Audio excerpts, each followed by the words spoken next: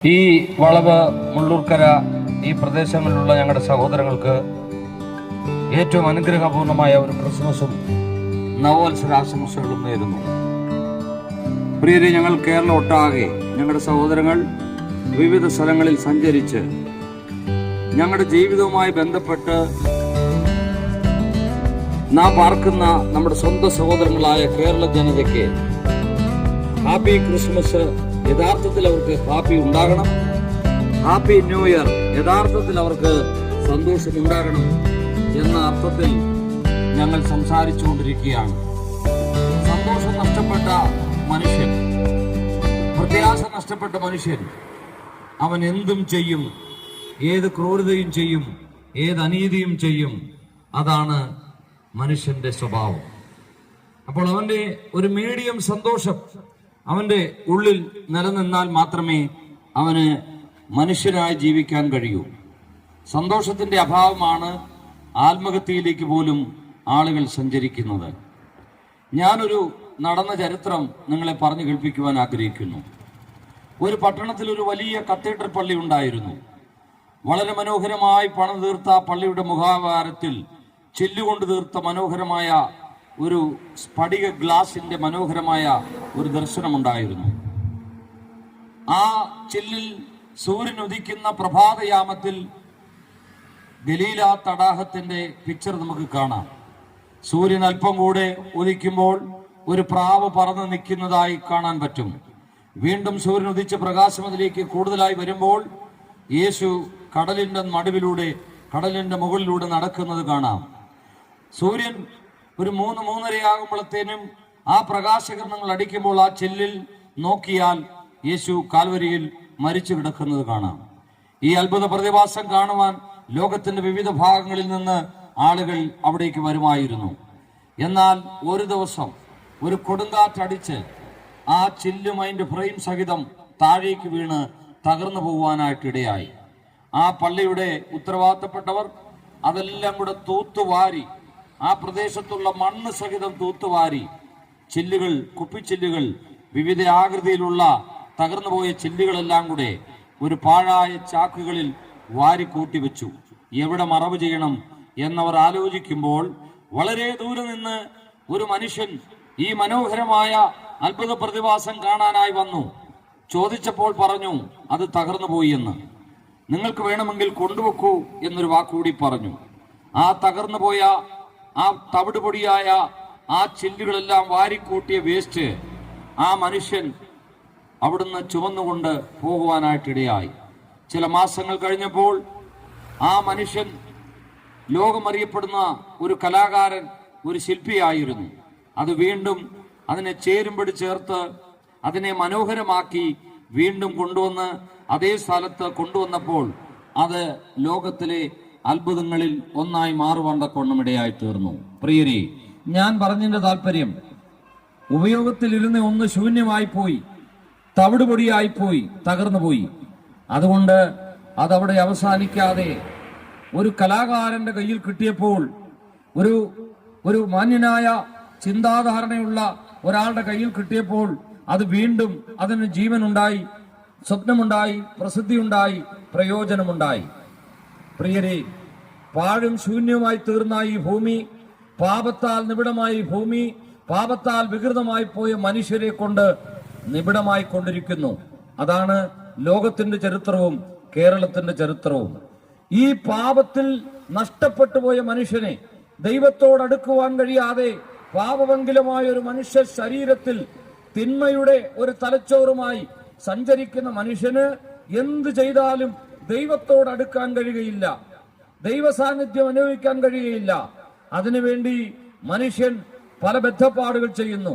നേർച്ചകൾ, കാഴ്ചകൾ, കർമാചാരങ്ങൾ, മലയ്ക്ക് പോക്ക്, പുണ്യയാത്രകൾ, പിലിഗ്രിം സെന്റേഴ്സ് വിസിറ്റിംഗ്, ധ്യാനം എന്നിങ്ങനെയൊക്കെ ചെയ്താലും പാപിയായ മനുഷ്യൻ നടത്തുന്ന എല്ലാ പദ്ധതികളും പാപത്തിൽ തന്നെ കലാശിക്കുന്നത് കൊണ്ടും ഒരു പാപിക്ക് മറ്റൊരു പാപിയെ ഉദ്ധരിക്കാൻ കഴിയാത്തത് കൊണ്ടും, അതെ, ദൈവം ഒരു കാര്യം തീരുമാനിച്ചു.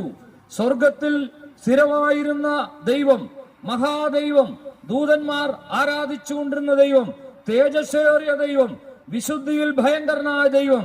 ദൂതന്മാർ പരിശുദ്ധൻ പരിശുദ്ധൻ പരിശുദ്ധൻ എന്ന് പറഞ്ഞ് ആമേൻ സർവ്വതാ ആരാധിച്ചുകൊണ്ടിരുന്ന ദൈവം കാലത്തിന്റെ തികവിൽ കന്യകയിൽ ജനിച്ച് കൃപയും സത്യവും നിറഞ്ഞവനായി മനുഷ്യരുടെ ഇടയിൽ പാർത്തു. മനുഷ്യരെ പോലെ പാർത്തു. വേഷത്തിൽ മനുഷ്യനായി. വിശുദ്ധ ബൈബിൾ പറയുന്നു, അവൻ ദൈവരൂപത്തിൽ ഇരിക്കെ ദൈവത്തോടുള്ള സമത്വം മുറുകെ പിടിച്ചുകൊള്ളണം എന്ന് വിചാരിക്കാതെ, അഥവാ ദൈവം ദൈവമായി ഈ ഭൂമിയിലേക്ക് വന്നാൽ ഒരു പാപിക്കും അവനെ താങ്ങാൻ കഴിയാത്തത് കൊണ്ട് വേഷത്തിൽ മനുഷ്യനായി ദാസരൂപമെടുത്ത് സ്വർഗത്തിലും സ്വർഗാതി സ്വർഗത്തിലും ഒതുങ്ങാത്ത മഹാദൈവം ഒതുങ്ങി ഒതുങ്ങി ഒതുങ്ങി കന്യകാമറിയത്തിന്റെ വയറിൽ ഒതുങ്ങി അവിടുന്ന് കാൽവരിയിൽ പരാച്ചിത്തബലിയായി തീരേണ്ടതിന് മരിക്കാനായി ജനിച്ച ലോകത്തിലെ ഏക മനുഷ്യൻ നസ്രായനായ യേശു കാൽവരിയിൽ മനുഷ്യർക്ക് വേണ്ടി പകരം മരിക്കേണ്ടതിന്, അഥവാ നിനക്ക് പകരം മരിക്കേണ്ടതിന്, നിന്റെ പാപത്തെ വഹിക്കുവാൻ 33 തിരുവയസ്സ് ഈ ഭൂമിയിൽ മനുഷ്യരുടെയിൽ പാർത്ത് മനുഷ്യരെ രക്ഷിപ്പാൻ, അതെ ദേഹം അവന്റെ ദൈവത്വം വെടിഞ്ഞ് ദാസരൂപമെടുത്ത് നമ്മുടെ ഇടയിൽ പാർത്തു.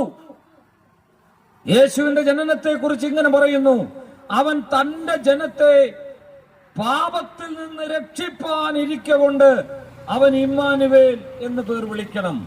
ഇമ്മാനുവേൽ എന്ന വാക്കിന്റെ അർത്ഥം രക്ഷകൻ, വിമോചകൻ, വിടുവിക്കുന്നവൻ, സൗഖ്യമാക്കുന്നവൻ, പോറ്റിപ്പുലർത്തുന്നവൻ, ഉദ്ധരിക്കുന്നവൻ. മനുഷ്യരോടുകൂടെ പാർത്ത് മനുഷ്യരെ വിടുവിക്കുവാൻ മറ്റൊരുത്തനും കഴിയാത്തത് കൊണ്ട് ബൈബിളിന്റെ ഭാഷയിൽ ഞങ്ങൾ പറയുന്നു, മറ്റൊരുത്തനിലും രക്ഷയില്ല. രക്ഷിക്കപ്പെടുവാൻ, വിടുതൽ പ്രാപിക്കുവാൻ, മോചനം പ്രാപിക്കുവാൻ, ഉദ്ധാരണം പ്രാപിക്കുവാൻ, സമാധാനം പ്രാപിക്കുവാൻ ഈ ലോകത്തിന്റെ കീഴെ വേറെ ആർക്കും ഇതുവരെയും കഴിയാത്തത് കൊണ്ട് ആമേൻ മനുഷ്യന്റെ രക്ഷ സാധ്യമാക്കാൻ ഈ താണലോകത്തേക്ക് താണിറങ്ങി വന്ന ദൈവത്തിന്റെ ആമേൻ മനുഷ്യ ശരീരം എടുത്തതിന്റെ ഓർമ്മയാണ് പ്രിയരെ ക്രിസ്മസ് എന്ന് പറയുന്നത്. ആ യേശുവിനെ കുറിച്ച് ബൈബിൾ പറയുന്നു, സർവ്വലോകത്തിനും ഉണ്ടാകുവാനുള്ള മഹാസന്തോഷം ഞാൻ നിങ്ങളോട് സുവിശേഷീകരിക്കുന്നു. അതെന്താണ് ആ സുവിശേഷം? അതെന്താണ് ആ ഗുഡ് ന്യൂസ്? അതെ, നിങ്ങൾക്ക് വേണ്ടി, നിങ്ങളെ രക്ഷിക്കാൻ വേണ്ടി, നിങ്ങളുടെ പാപത്തിന് പരിഹാരം വരുത്താൻ വേണ്ടി നസ്രയത്തിലെ ബെത്ലഹേമിൽ രക്ഷകൻ പിറന്നിരിക്കുന്നു. പ്രിയരെ, നിങ്ങളുടെ സന്തോഷം മടക്കി തരുവാൻ, നിങ്ങളുടെ ശൂന്യമായ അവസ്ഥകൾ തിരികെ തരുവാൻ, വികൃതമായ നിങ്ങളുടെ സ്വഭാവം, തവിടുപടിപ്പായി പോയ നിന്റെ ജീവിതത്തെ മടക്കിത്തന്ന് നിന്നെ നല്ല ഒരു മനുഷ്യനാക്കി മാറ്റുവാൻ ലോകത്തെ ഇസങ്ങൾക്ക് കഴിയുകയില്ല, തത്വങ്ങൾക്ക് കഴിയത്തില്ല, മതങ്ങൾക്ക് കഴിയത്തില്ല, അറബി ചൊല്ലിയാൽ കിട്ടില്ല, ലാറ്റിൻ പറഞ്ഞാൽ കിട്ടില്ല, ശ്ലോകം പറഞ്ഞാൽ കിട്ടില്ല. ലോകത്തെ പാപിയായ മനുഷ്യൻ നടത്തുന്ന ഒരു സംവിധാനത്തിനും മനുഷ്യന്റെ പാപത്തെ വഹിക്കാൻ കഴിയാതിരുന്നത് കൊണ്ട് പാപരഹിതനായ ദൈവം, പാപം ചെയ്യാത്തവൻ, പാപമറിയാത്തവൻ, അവനിൽ പാപമില്ലായിരുന്നു.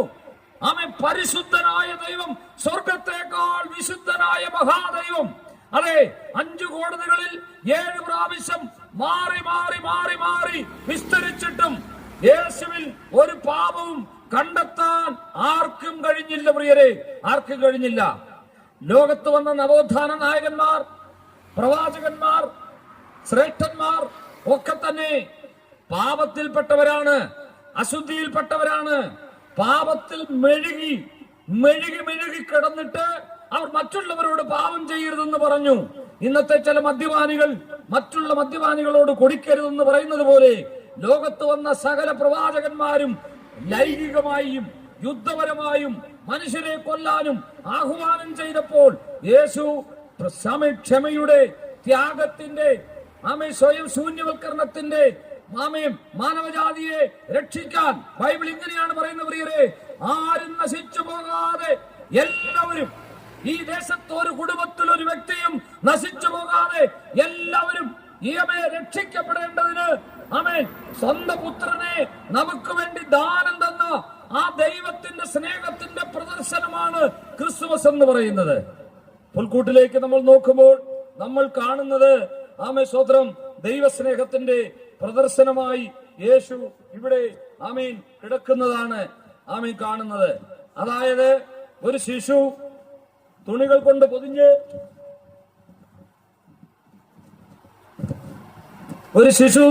തുണിയിൽ പൊതിഞ്ഞ് കിടക്കുന്നതാണ് ലോകം കാണുന്നത്. ബൈബിൾ അതിനെ കുറിച്ച് പറയുന്നത് നമുക്കൊരു ശിശു നൽകപ്പെട്ടിരിക്കുന്നു, നമുക്കൊരു മകൻ നൽകപ്പെട്ടിരിക്കുന്നു. മനുഷ്യന്റെ കണ്ണിൽ ശിശുവായും മകനായും കാണുന്നു. അതേ വചനം അതിന്റെ വാക്യഭാഗ്യം ഇങ്ങനെയാണ് വായിക്കുന്നത്: ആധിപത്യം അവന്റെ തോളിലിരിക്കും. അതെ, സകലത്തിന്റെയും അധികാരം അവന്റെ കയ്യിലാണ്. എന്തധികാരം? പാപം ക്ഷമിക്കുവാനുള്ള അധികാരം, രോഗം സൗഖ്യമാക്കാനുള്ള അധികാരം, മരണത്തിന്റെ മേൽ അധികാരം, പ്രകൃതികളുടെ മേൽ അധികാരം, പൈശാചിക ശക്തികളുടെ മേൽ അധികാരം. ഇങ്ങനെയുള്ള അധികാരം പ്രാപിച്ച ഒരവതാരവും ഇവിടെ വന്നിട്ടില്ല. വന്നവരൊക്കെ ബലഹീനരായിരുന്നു, എല്ലാത്തിനും കീഴ്പ്പെട്ടു പോകുന്നവരായിരുന്നു. എന്നാൽ യേശു സർവത്തിന്റെയും മേൽ അധികാരമുള്ളവനായി സർവമുഴങ്കാലും മടങ്ങി പരിശുദ്ധൻ പരിശുദ്ധൻ എന്ന് ആരാധിക്കുന്ന മഹാദൈവം ചുരുങ്ങി എന്നെയും നിന്നെയും രക്ഷിപ്പാൻ ചുരുങ്ങി വന്ന ആ ദിവസത്തിന്റെ പേരാണ് പ്രിയരെ ക്രിസ്തുമസ് എന്ന് പറയുന്നത്. എന്നിട്ട് അവനെ കുറിച്ച് പറയുന്നു, അവൻ സമാധാനത്തിന്റെ പ്രഭു, നിത്യപിതാവ് എന്ന് വിളിക്കപ്പെടും. അതെ, അവൻ പിതാവാണ്, പാപിക്ക് രക്ഷകനാണ്, പാപിയുടെ സ്നേഹിതനാണ്, പാപിയുടെ അവസാന സങ്കേതമാണ്. തകർന്നു പോയ തവിടുപൊടിയായി തീർന്ന ആ സ്ഫടികം പോലെ തകർന്ന ജീവിതമേ, ഇനി നീ തകരേണ്ട ആവശ്യമില്ല. നിന്നെ രക്ഷിപ്പാൻ, നിന്നെ ഉദ്ധരിപ്പാൻ, നിനക്ക് പാപമോചനം തരാൻ ഒരാൾ ഇവിടെ വന്നിരിക്കുന്നു. അവന്റെ പേരാണ് നസ്രയത്തിലെ യേശു ക്രിസ്തു എന്ന് പറയുന്നതിൽ ഞങ്ങൾക്ക് സന്തോഷമുണ്ട്. കാലിത്തൊഴുത്തിൽ അവൻ കിടക്കുമ്പോൾ രാജകുടുംബങ്ങൾ, ഗവൺമെന്റ് ഉദ്യോഗസ്ഥരും ആരും അവനെ പരിചാരകരായി വന്നില്ല. അവനെ പരിചരിക്കാൻ ഇവിടെ വന്നത് താണവർഗത്തിൽപ്പെട്ട ആട്ടിടയന്മാരാണ്. അവനെ ചുറ്റും നിൽക്കുവാനും അവന് കീർത്തനം പാടുവാനും ഇവിടെ വന്നത്. അതിന്റെ അർത്ഥം എന്താണ് പ്രിയരെ? ആമേ സ്തോത്രം. അവനൊരു കൊട്ടാരത്തിൽ ജനിക്കാതെ അവനൊരു പുൽക്കൂട്ടിൽ ജനിച്ചത് എന്തിനാണ്? ഏത് സാധുവിനും അവനെ സമീപിക്കാൻ കഴിയണം, അവനെ അടുത്ത് ചെന്ന് ആരാധിക്കാൻ കഴിയണം. അതിനാണ് അവൻ പുൽക്കൂട്ടിൽ ജനിച്ചത്. കൊട്ടാരത്തിൽ ജനിക്കാമായിരുന്നിട്ടും പുൽക്കൂട് തെരഞ്ഞെടുത്തത്, കാലിത്തൊഴുത്ത് ജനിച്ചത് എന്തിനാണെന്ന് ചോദിച്ചാൽ, ഏത് സാധുവിനും ബലഹീനനും കഴിവുകെട്ടവനും പാവപ്പെട്ടവനും എത്തിച്ചേരാൻ കഴിയുന്ന ഒരു സ്ഥലത്ത്. അതേ പ്രിയരെ, അവനൊരു മലയുടെ മുകളിലോ അവൻ ഏതെങ്കിലും ഒരു രാജ്യത്തോ ഏതെങ്കിലും എത്തിപ്പെടാൻ വല്ലാത്ത ഏതെങ്കിലും ഒരു മലയുടെ മുകളിലോ ജനിച്ചിരുന്നെങ്കിൽ ഒരുപാട് പേർക്ക് അവിടെ എത്തിച്ചേരുവാൻ കഴിയുകയില്ലായിരുന്നു. ഇന്ന് അനേകര് ദൈവങ്ങളെ തേടി മലകൾ കയറുമ്പോൾ, പല ബദ്ധപ്പാടുകൾ കഴിക്കുമ്പോൾ ഓർക്കണം, യേശു നിന്നെ രക്ഷിപ്പാൻ നിനക്ക് കയ്യെത്താവുന്ന ദൂരത്ത് ഹൃദയം തകർന്നവരെയും മനസ്സ് തകർന്നവരെയും തവിടുപൊടിയായി പോയവരെയും പ്രതീക്ഷ നഷ്ടപ്പെടെയും രക്ഷിപ്പാൻ ഈ താണലോകത്തിൽ മനുഷ്യന് കയറി വരാൻ കഴിയുന്ന ഏറ്റവും ലളിതമായ സ്ഥലത്ത് സാധാരണക്കാരുടെ ഇടയിൽ സാധാരണക്കാരനായി അവൻ ഇവിടെ ജനിക്കുവാൻ തക്കവണ്ണം ഇടയായി. സമ്പത്തില്ലായിരുന്നു യേശുവിന്, അവൻ ദരിദ്രനായി ഇവിടെ ജനിച്ചു എന്നാണ് വായിക്കുന്നത്. യേശുവിനെ ശിശുവായിരുന്നപ്പോൾ ആലയത്തിൽ സമർപ്പിക്കാൻ കൊണ്ടുപോയ സമയത്ത് അവന്റെ മാതാപിതാക്കൾ ദരിദ്രരായിരുന്നതുകൊണ്ട് 2 കുറുമ്പാറുകളെ, ചെറിയ പ്രാക്കുഞ്ഞുങ്ങളെ ബലിയർപ്പണം നടത്തി എന്ന് ബൈബിളിൽ വളരെ വ്യക്തമായി നമുക്ക് എഴുതിയിരിക്കുന്നു. എന്തിനാണ് അങ്ങനെ എഴുതിയത്? സ്തോത്രം. ഈ യേശുവിനെ ആരാധിക്കാൻ പോകുന്നവർക്ക്, സാമ്പത്തിക ഭദ്രത ഇല്ലാത്തവർക്കും അവനെ സമീപിക്കാം, ഏത് ദരിദ്രനും സമീപിക്കാം. അതുകൊണ്ടുള്ള ഗുണം എന്താണെന്ന് അറിയാമോ?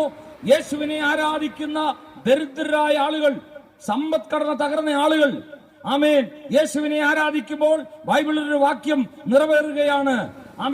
സാധുക്കളെ, ദരിദ്രരെ സമ്പന്നനാക്കേണ്ടതിന് മഹാസമ്പന്നനായിരുന്ന സ്വർഗത്തിന്റെ ഏകകുമാരനായിരുന്ന യേശു ദരിദ്രനായി തീർന്നു എന്ന് ആ ദൈവകൃപ.